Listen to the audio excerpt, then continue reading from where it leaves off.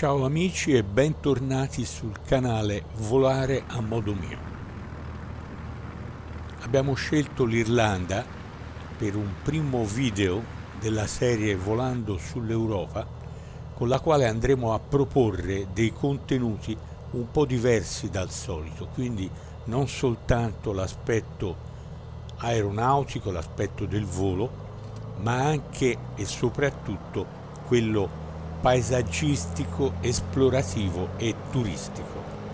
E quindi stiamo decollando dall'aeroporto internazionale di Dublino, pista 16, verso il centro della città con un Bonanza Turbo G36 della Beechcraft, un aereo molto bello, capace di trasportare 5 passeggeri e ci consentirà comunque di volare a una velocità relativamente bassa, a bassa quota, per poter vedere da vicino alcuni dei luoghi più interessanti di queste zone. E quindi stiamo volando verso il centro di Dublino, mantenendo una quota bassa di circa 100 metri di altezza. Ho inserito alcuni punti di interesse sulla mappa per poterli ritrovare rapidamente. Quindi vedete, seguiremo l'autostrada M1 che porta dall'aeroporto alla città, eccola qua.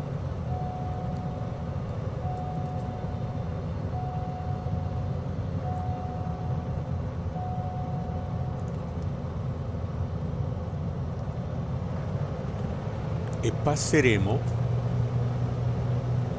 sopra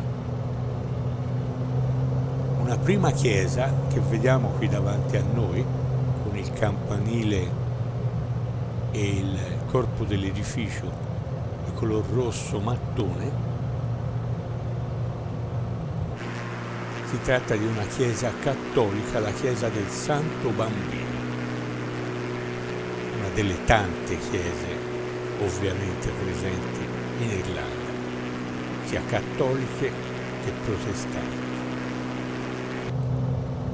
Stiamo per sorvolare un grande stadio, il più grande dell'Irlanda, il Croke Park, capace di ben 82.000 posti. Eccolo qua, con la sua copertura a ferro di cavallo.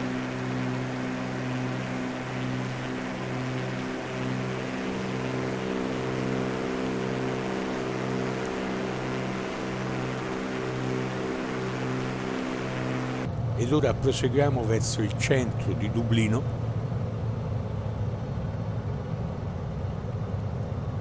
stiamo per raggiungere il fiume Liffey che taglia in due la città con i suoi innumerevoli ponti.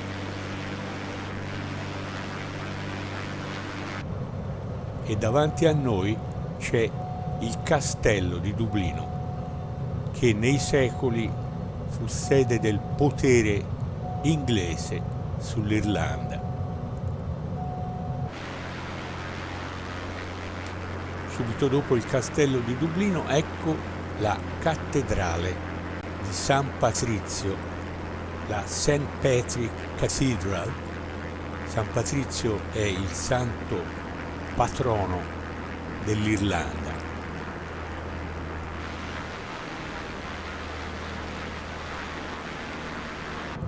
Adesso, sempre sorvolando il centro di Dublino, viriamo verso est e andiamo verso il porto.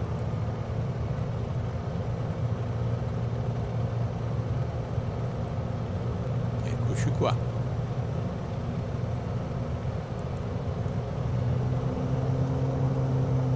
Davanti a noi vediamo la mole della copertura di un altro stadio molto bello, Viva Stadium, un impianto dove si giocano anche molte partite di rugby. Eccolo qua, un gioiellino architettonico, sembra una bomboniera.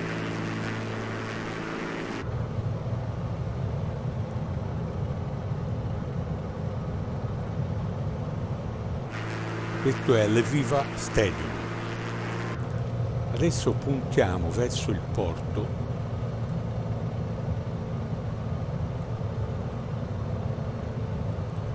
e vogliamo vedere l'avveniristico Borghese Energy Theatre, dove si svolgono eventi di ogni genere, concerti, balletti, eventi teatrali. Eccolo qua, con questa copertura obliqua molto moderno,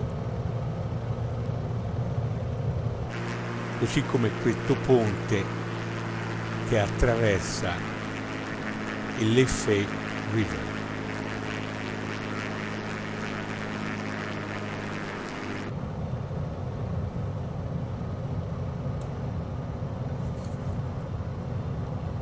Ed ora sorvoliamo il porto di Dublino, recentemente riqualificato come un quartiere moderno, giovanile, pieno di vita, il Docklands, porto che comunque è molto importante soprattutto per l'attività dei traghetti.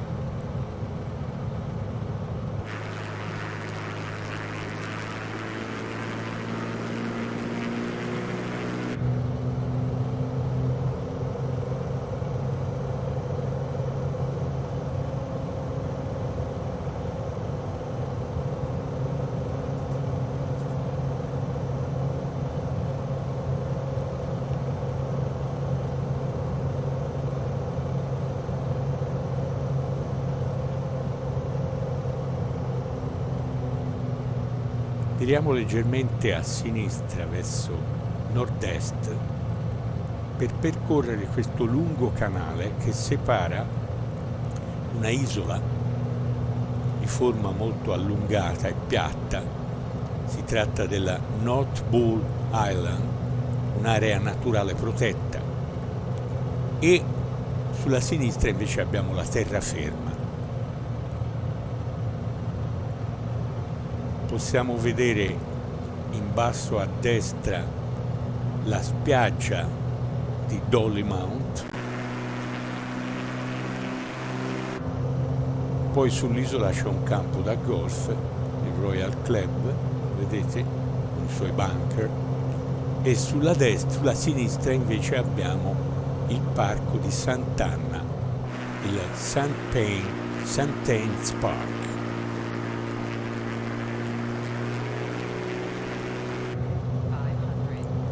Andiamo verso il termine di questo canale, lungo circa 5 km.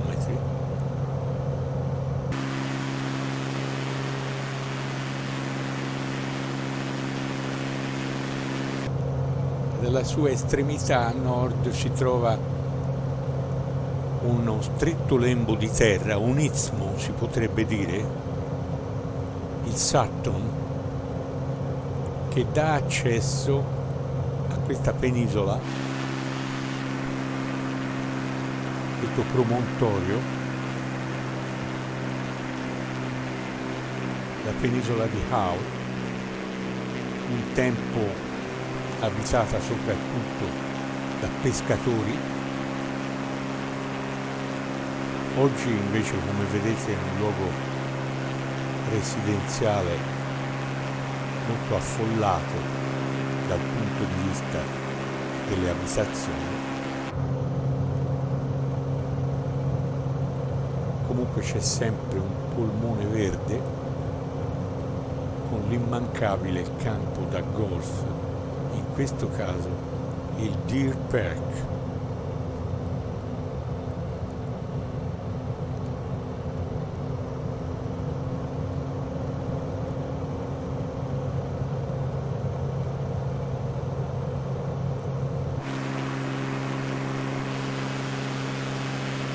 Sorvoliamo il Deer Park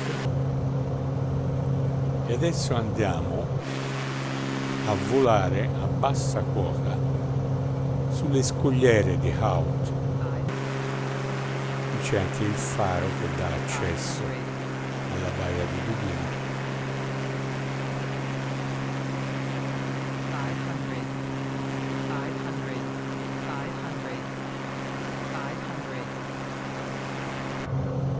Scogliere molto belle, come possiamo vedere. Certo non hanno niente a che vedere con le famose Cliffs of Moher, però sono degne di nota.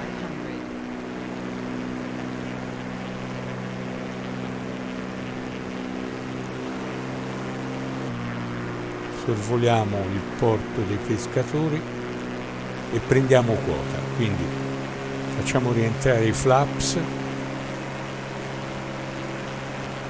diamo un po' di manetta perché vogliamo raggiungere un'altitudine più congrua per una visione d'insieme del paesaggio.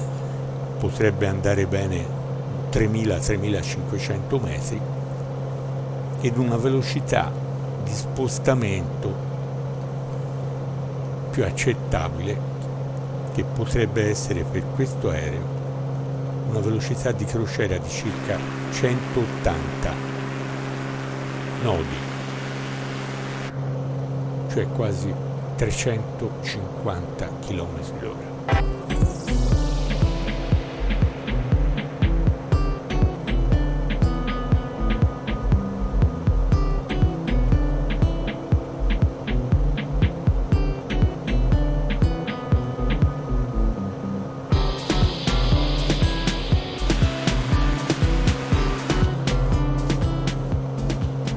Saliamo verso 3000 piedi.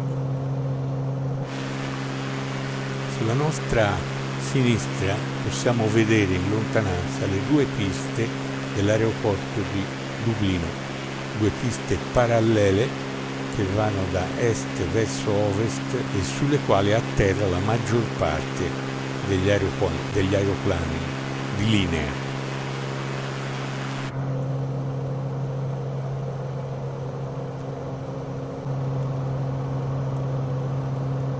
Eccoci in quota con un volo livellato, siamo a 3300 metri con una velocità di circa 180 nodi.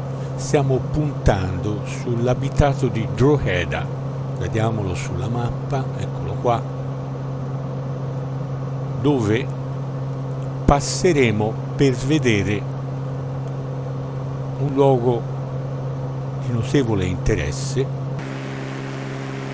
Cominciamo a scendere e a rallentare un po' la velocità.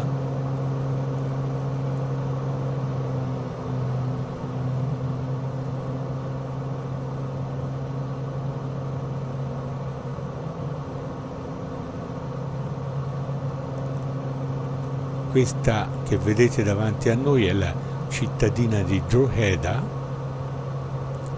che è attraversata dal fiume Boyne, e c'è proprio il viadotto del Boyne che noi sorvoleremo, che è molto interessante perché è un ponte ferroviario sulla linea Dublino-Belfast, alto circa 30 metri, e quando fu costruito verso la metà dell'Ottocento era considerato una vera meraviglia architettonica nel suo genere a livello mondiale. Ancora oggi è molto interessante. 30 metri di altezza per un ponte su un fiume sono sempre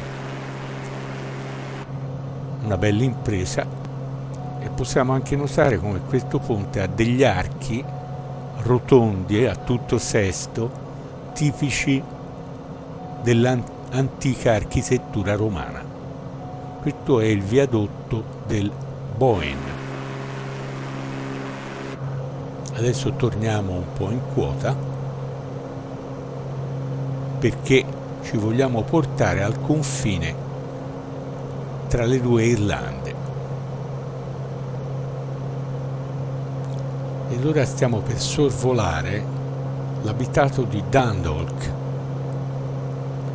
l'ultimo insediamento dell'Irlanda prima di abbandonare i confini dell'Europa ed entrare nel Regno Unito attraverso l'Irlanda del Nord. Dundalk è un antichissimo insediamento risalente addirittura alle epoche preistoriche.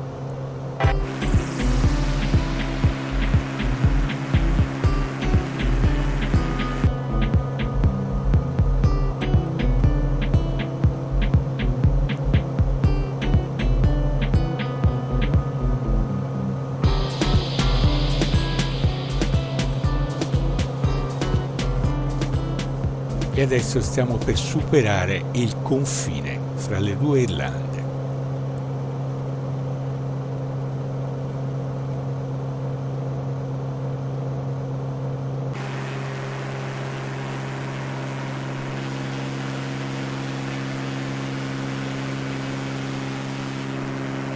Stiamo per superare queste colline di circa 500 metri, questo è lo Slieve Galleon. L'Irlanda è una terra piuttosto piatta, quindi colline di 500 metri costituiscono dei rilievi abbastanza significativi. Adesso scendiamo,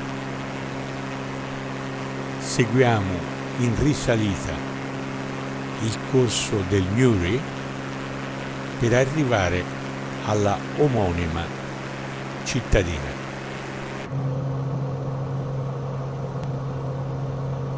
Mi soffermo volentieri su questo luogo, Newry,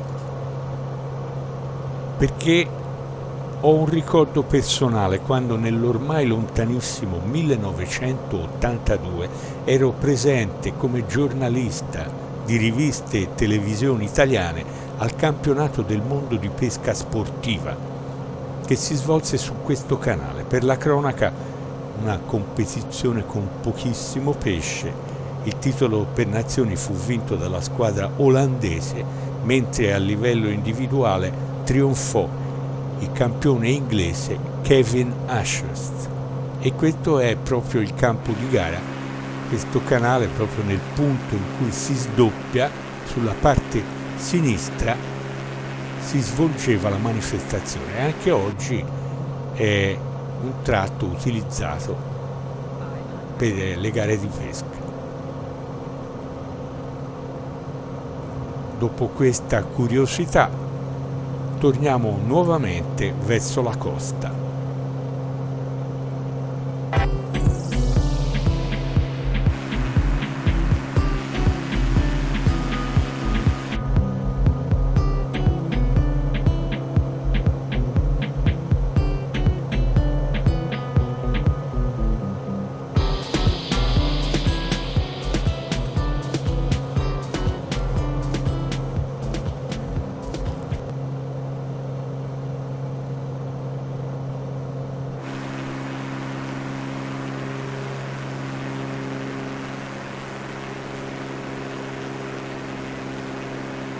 Ecco qua il paese di Kilkeel con il suo porto che sembra relativamente piccolo, ma in realtà è molto importante perché ospita la più grande flotta peschereccia d'Irlanda, che opera anche in alto mare con delle navi oceaniche praticamente. Eccolo qua, Kilkeel.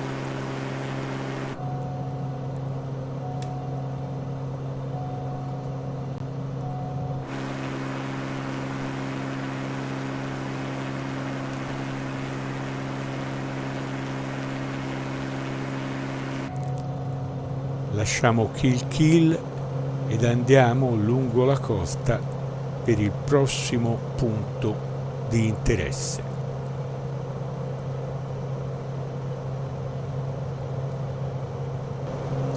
Abbiamo chiesto al nostro Beechcraft Bonanza uno sforzo per arrampicarsi oltre le vette del Mourne Mountains, che sono le montagne più alte praticamente dell'Irlanda del Nord. Davanti a noi c'è lo Slieve Donard con i suoi quasi 850 metri. Dovremo passare ad oltre 3000 piedi per avere una quota di assoluta sicurezza.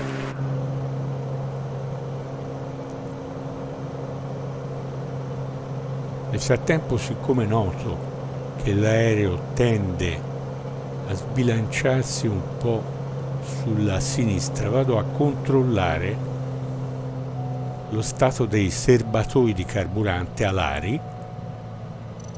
Ecco qua, e vedo che in effetti il principale di sinistra viene utilizzato finora e quindi si sta vuotando. Quindi è il momento di cambiare il selettore del carburante e portarlo su quello di destra. Vediamo un po', eccoli qua, se ben ricordo, questo è attualmente sul sinistro e lo portiamo sul destro, così che bilanceremo il consumo. Adesso scendiamo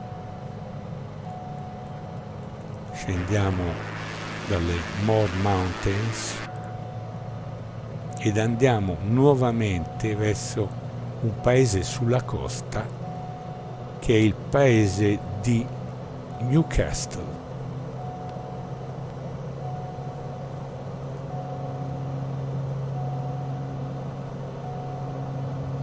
Ed è proprio dal nome della vetta del Slieve Donard che prende il nome un interessante ed austero edificio, lo Slieve Donard Hotel, e la curiosità è che fu inaugurato alla fine dell'Ottocento dai futuri regnanti d'Inghilterra Giorgio V e la regina Mary, che poi sono i nonni della regina Elisabetta II.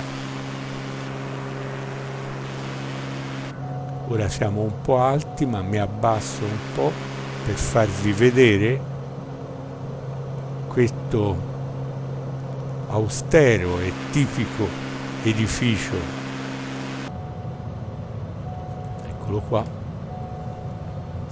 molto bello però.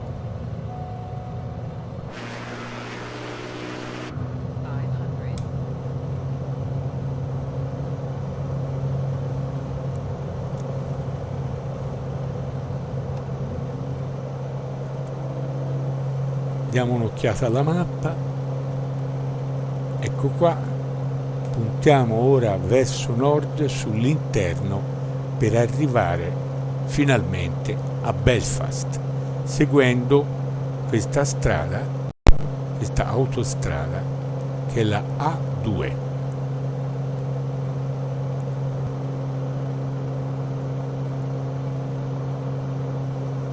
Nei lunghi trasferimenti poco interessanti possiamo utilizzare una funzionalità di questo simulatore che sicuramente è poco realistica ma aiuta la giocabilità, ovvero lo slew, lo spostamento veloce.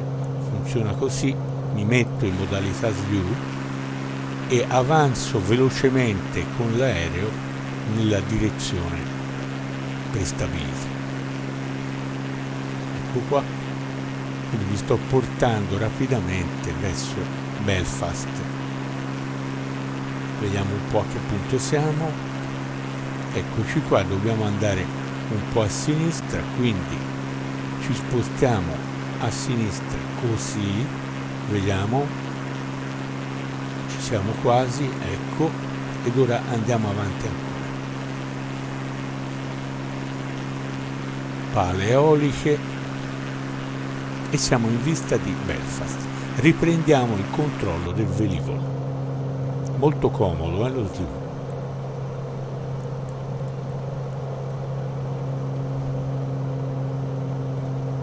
Belfast è una città moderna che presenta però alcune cose interessanti da vedere.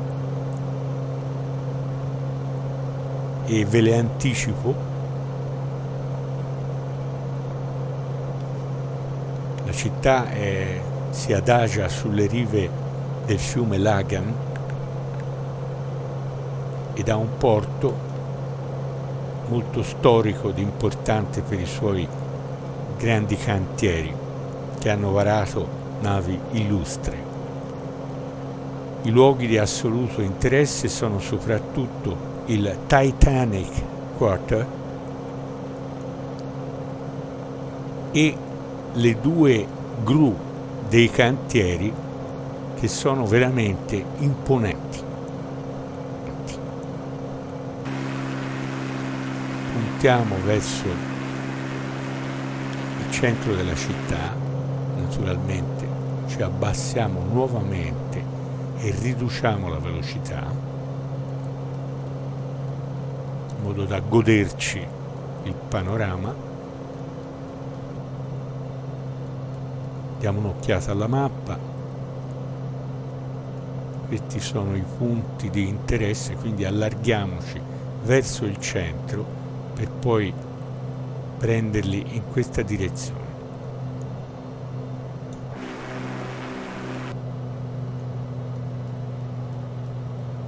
Alziamo il muso, riduciamo la velocità, siamo a 900 piedi d'altezza ancora.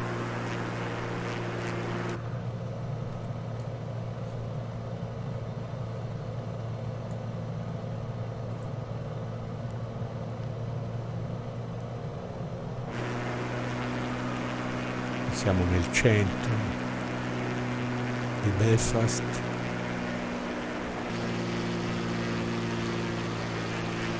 Sulla stazione, l'autostrada che entra in città. È ora di virare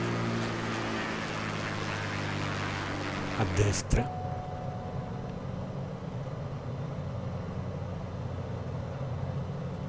per sorvolare il Titanic Quarter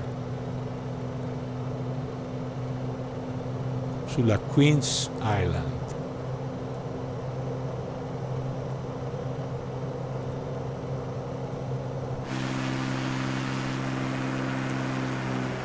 Un edificio molto particolare architettonicamente, moderno, scintillante, di grande impatto. Eccolo qua, sede di eventi, di concerti e quant'altro. E subito dopo vediamo queste due enormi gru, non a caso chiamate Sansone e Golia, Samson and Goliath, che sono state delle gru utilizzate per sollevare enormi pezzi di navi o navi intere che venivano prodotte in questi cantieri. Poi sono state dismesse, ma sono comunque ancora tenute come patrimonio architettonico, dal momento che sono alte più di 100 metri, quindi una roba veramente imponente. Nel frattempo stiamo quasi sorvolando l'aeroporto, quindi non vogliamo essere d'intralcio ai voli di linea e quindi puntiamo direttamente nuovamente verso la costa, dove abbiamo da vedere altre cose interessanti. Ecco qua. Prima di tutto dobbiamo vedere il castello di Belfast sulle pendici della Cave Hill che domina la baia di Belfast. Ecco, dovrebbe essere quello davanti a noi. Facciamo una virata per non schiantarci contro la collina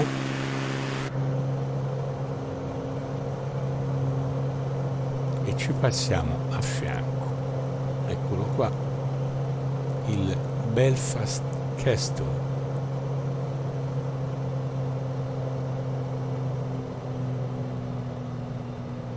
Sulla nostra sinistra.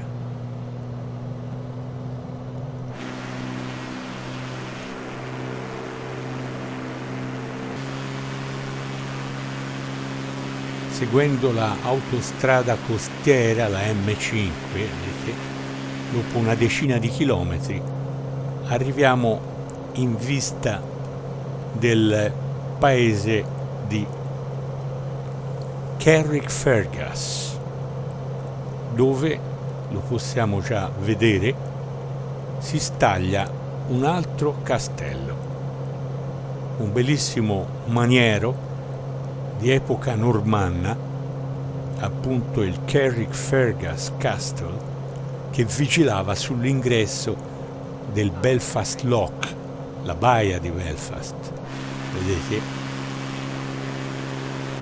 E questo è il castello, molto bello, proprio sul porticciolo.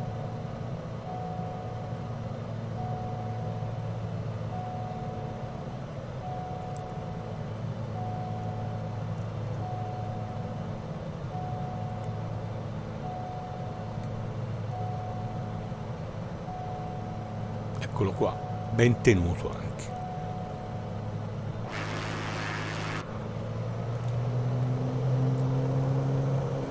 Ridiamo potenza.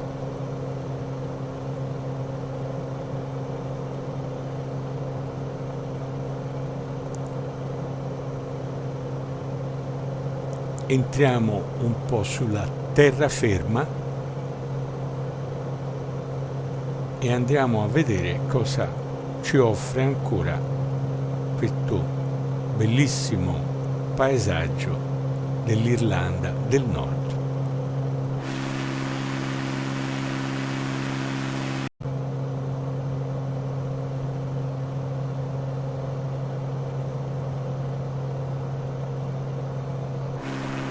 Stiamo risalendo questa lunga e stretta insenatura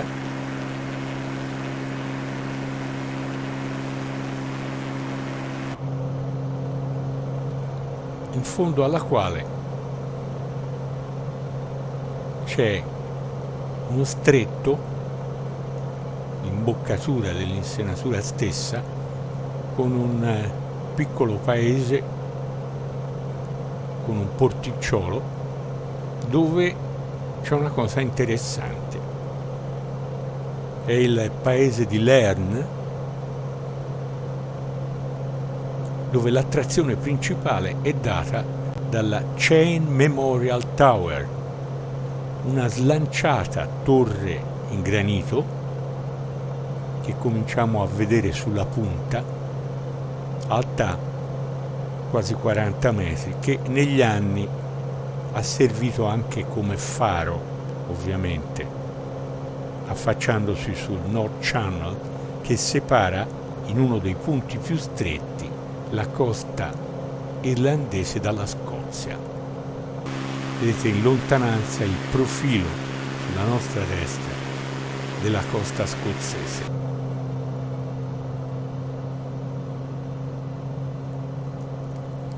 Ed eccoci alla Chain Memorial Tower, questa slanciata torre in granito molto ben tenuta, che è chiamata anche la matita per la sua forma affusolata ed appuntita.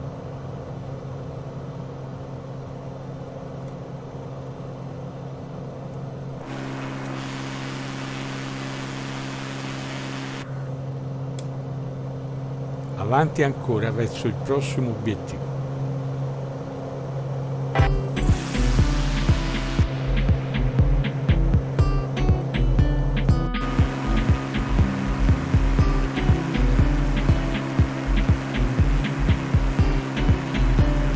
Andiamo a scoprire dunque che cosa c'è dietro questa piccola altura.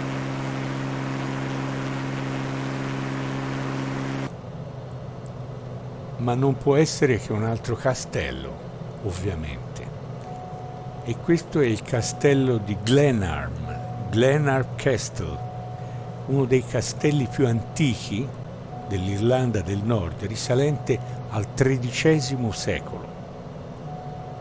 Eccolo qua, veramente molto bello e in buone condizioni.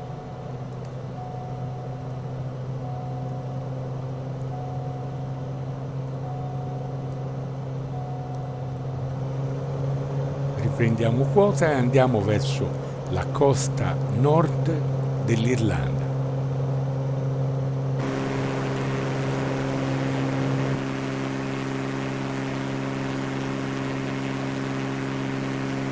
Stiamo sostanzialmente attraversando un tratto abbastanza brullo e disabitato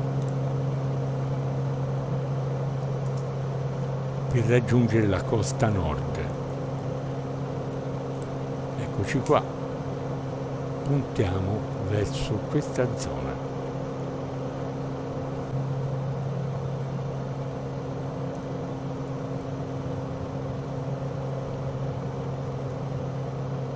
Questa della costa settentrionale è una zona molto interessante di scogliere a picco sul mare. Una costa rocciosa caratterizzata da imponenti pareti di granito che sembrano proprio spuntare dal mare. Qui la grafica, nonostante sia molto realistica, non rende appieno quella che è la situazione, perché proprio laddove battono le onde ci sono una serie notevole di pietre levigate che hanno delle forme geometriche tipo cilindri che sono chiamate Giant's Causeway, letteralmente il selciato del gigante. Una cosa veramente molto ma molto singolare e naturalmente meta ambita per i turisti che vengono da queste parti. Eccoci qua, finiamo il giro qui della costa ed andiamo a vedere l'immancabile castello, per meglio dire le rovine di un castello, il castello di Dunluce.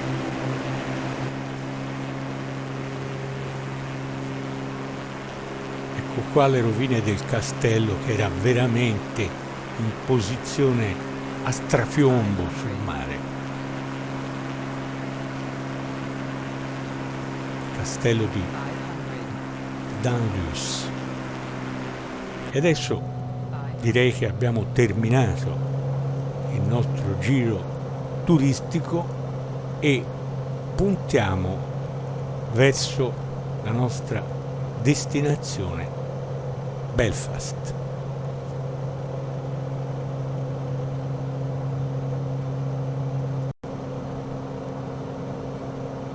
Prima passiamo sull'aeroporto internazionale di Aldergrove, che è il più grande dei due aeroporti di Belfast, ma non è quello dove noi atterreremo. Come abbiamo detto, il nostro sarà il Belfast City, proprio in città, mentre questo è fuori dall'abitato di Belfast. Aldergrove con le sue due piste che si incrociano.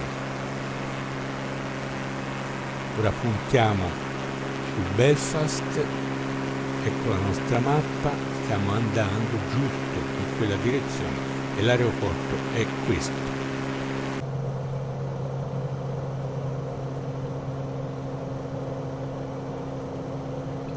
Ed eccoci in vista del Belfast Lough. Dobbiamo aggirare questa collina che è la Cave Hill, che ricorderete è quella sulle cui pendici sorge il castello di Belfast, e dopo proseguire fino al centro della baia e poi virare a destra per imboccare la pista 22. Questo è quello che faremo.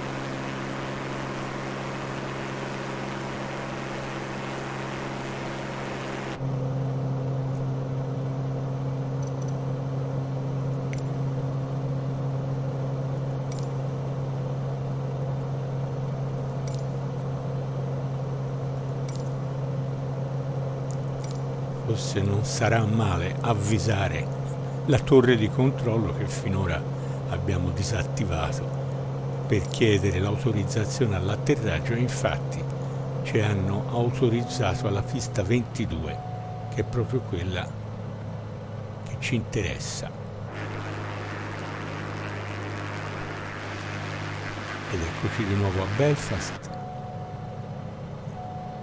Facciamo un avvicinamento classico con un angolo di 90 gradi, quindi così.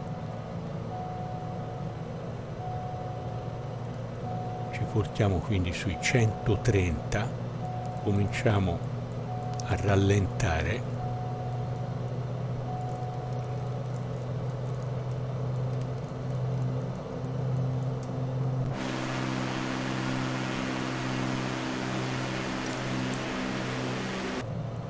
Estraiamo una prima tacca di flaps, cominciamo ad effettuare la virata,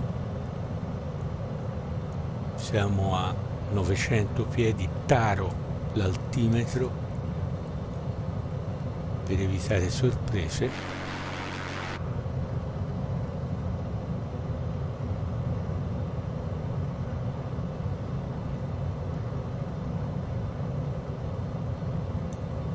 Fuori il carrello,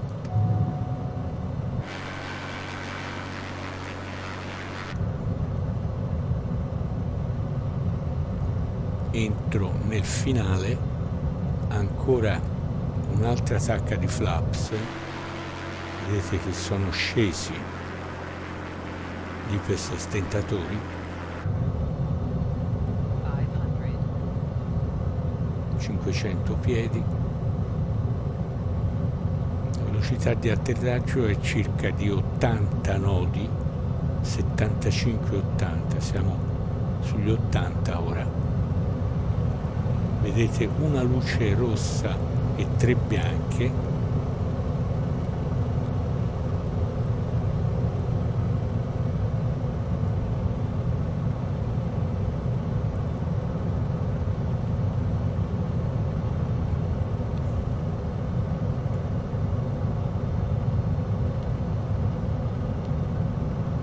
Due luci rosse e 2 bianche.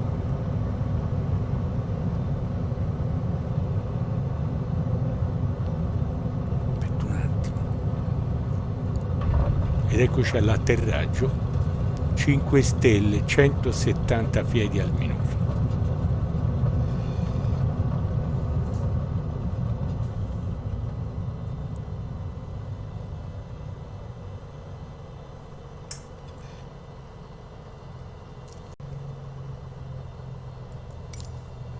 Confermiamo il passaggio al suolo e attendiamo indicazioni verso il parcheggio. Io intanto mi sono tolto dalla pista.